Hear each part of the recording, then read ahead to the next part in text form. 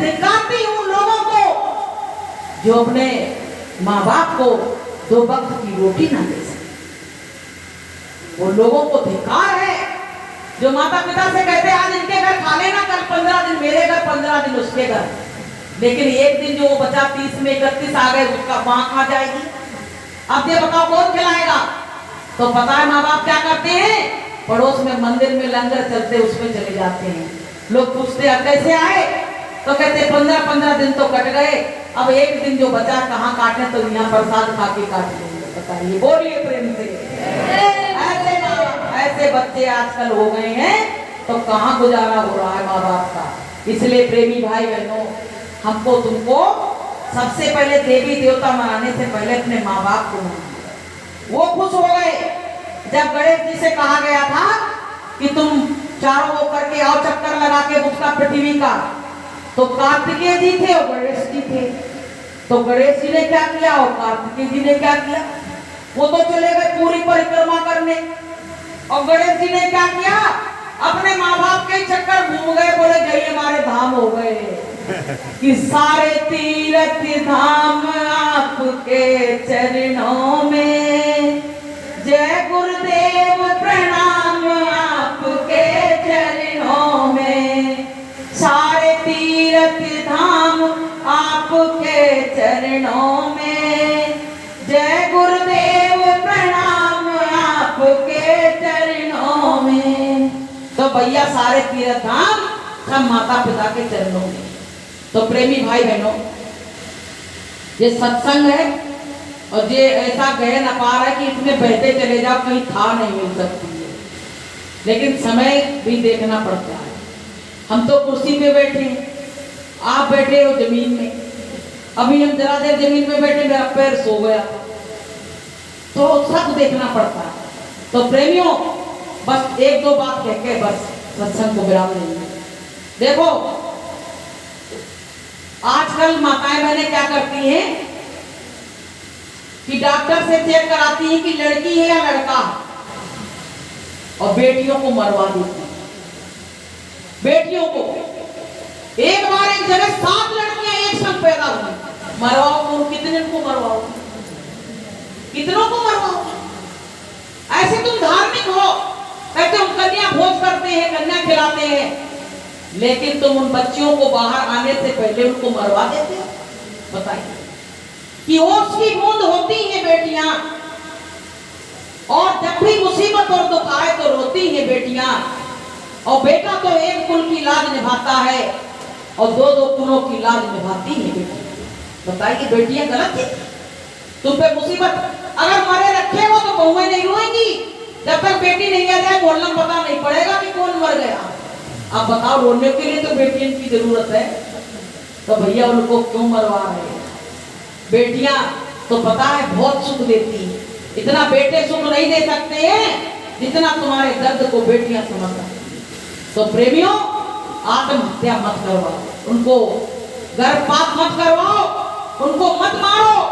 वो बेचारी कहती है कि हम तुमसे कुछ नहीं मांगेंगे, मुझको संसार में तो आने दो, मेरी आंख भी नहीं खुली, मैंने कुछ मांगा भी नहीं, और तुमने हमको पेट में ही मरवा दिया। तो प्रेमियों, ये बहुत बड़ा भ्रूण हत्या बहुत घोर अपराध है। गुरु महाराज ने भी कहा था अगर जो हो रहा उसको हो जाने दो, लेकिन उसको मारो मत, ये तुम्हारा अधिकार नहीं है, ये तो परमात्मा का भेजा हुआ जीव है। तो प्रेमी भाई बहनों, हमको तुमको सबसे देखो, मीठी बोली बोलोगे तो सब संसार अपना हो जाए। यहाँ तक कि जानवर जो होते हैं, तुम खाली हाथ फेर दो। इस समय पता कुत्तों का प्रचलन चल गया, हर घर में डॉगी मिलेगा, मिलेगा कि नहीं मिलेगा?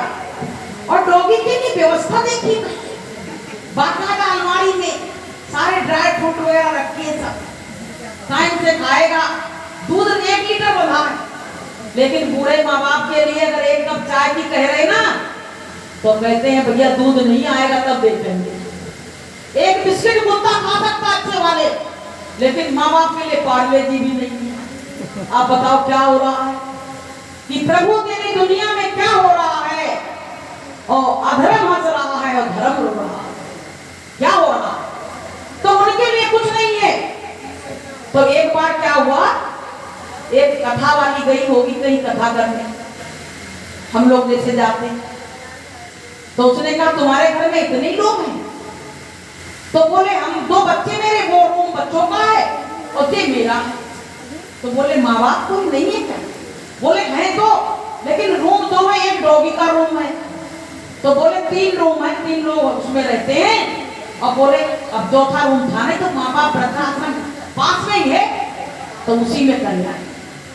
बोले आप आ जाओ, इसमें आराम कर लो। तो कह रही हम जैसे गए, तो जैसे उसके बिस्तर पे बैठे इतना बड़ा डॉगी निकल के आ गया। अब भैया कुत्ता किसी के घर जाओ एकदम आ जाए तो उसकी तो हक्की बक्की भूल जाती है, अब तक कौन फंस गए हैं, आगे क्यों खड़ा हो गया। वो कह रही मेरी कथा तो गिरी भाड़ में गई और हम तो डर के मारे थे कहीं जान बचा के इसलिए स्पेशल निकल हो जाए। डॉगी बड़े काटेगा नहीं, बहुत अच्छा, बोले सारे दुख दर्द सुनता है मेरे और बहुत अच्छा व्यवहार करता, बच्चों जैसा है, मेरे 2 बच्चे, तीसरा दे। बोले हम तो हाथ जोड़ लिए इन्हें कि माता जी तुम्हें प्रणाम और तुम्हारे कुत्ता को भी प्रणाम, हमारे 8 जान बच गई, तो समझ लो आगे की कथा होगी, नहीं तो आगे सब खेल खत्म। तो प्रेमियों, पहले तो लिखा रहता था कि मातृ पितृ छाया भवन, और अब दरवाजे में क्या लिखा होता कि कुत्ते से सावधान। इसका मतलब कुत्ते रह रहे हैं अंदर, कुत्ते रह रहे हैं अंदर, ऐसे कुत्ते से सावधान। बताइए, आदमी ने खुद ही अपने को कुत्ता बना दिया, कुत्ता बना, अपना नाम स्वयं रख लिया, नामकरण कराने की जरूरत नहीं। पहले भगवान का नाम मकान पे लिखा रहता था, आज वो सभ्यता आ गई कि बड़े बड़े अक्षरों में लिखा कुत्तों से सावधान। अब बताओ क्या होगा, कहाँ संस्कार गए, सब संस्कार चले गए। तो प्रेमियों, इन संस्कारों को वापस लाने के लिए हमारे गुरु महाराज आए। गुरु महाराज कह रहे बच्चों सत्संग में आ जाओ, तुम्हें सारे संस्कार आ जाएंगे, जो तुमसे कहीं खो गए हैं, दूर चले गए हैं, सारे संस्कार तुम्हारे अंदर आ जाएंगे, तुमको संस्कारों को ढूंढने जाने की जरूरत नहीं पड़ेगी। तो प्रेमी भाई बहनों, हमको तुमको सत्संग में आने की बहुत सख्त जरूरत। देखो पहली बार जब बच्चा कक्षा में जाता तो उसका मन घबराता, तो वो टीचर क्या कहती है, इसको खिलौने दे दो, यही खेलता रहेगा, बैठा बैठा बैठेगा तो। लेकिन जब दूसरी बार जाता है तो उसका थोड़ा मन लग जाता है, लेकिन जब तीसरी बार जाता है तो उसका पूरा मन लग जाता है। ऐसे जब आप अपनी पहली बार आए तो अच्छा नहीं लगेगा, दूसरी बार आओगे तो थोड़ा अच्छा लगेगा, तो उसके बाद तो आपका ऐसा लगेगा कि कहाँ सत्संग है तो हम कहाँ से नहीं जाए। तो प्रेमियों, ये सब बातें आपको, हम कोई ज्ञानी ध्यानी तो है नहीं, सब घर गृहस्थी जो बात आपको जैसे आप रह रहे हो वैसे हम रह रहे हैं, मालिक की दया कृपा है। हम नहीं बोल रहे हैं, गुरु महाराज बुलवा रहे हैं, मेरे पास कुछ नहीं बोलने के लिए। तो मेरी वाणी से अगर कोई गलत शब्द या कोई बात निकल गई हो सकता है कहने सुनने में, तो हमको अपनी बहन बेटी समझ के माफ कर देना। और इसी के साथ अब हम अपनी वाणी को विराम देंगे कि बात मानो न मानो खुशी आपकी, बात मानो न मानो खुशी आपकी, हम मुसाफिर हैं, हम अपने घर जाएंगे, बात मानो न मानो खुशी आपकी। भैया मानना हो तो मान लेना और नहीं मानना हो नहीं मानना, मेरी बातें मुझको वापस कर देना। तो बोलिए प्रेम से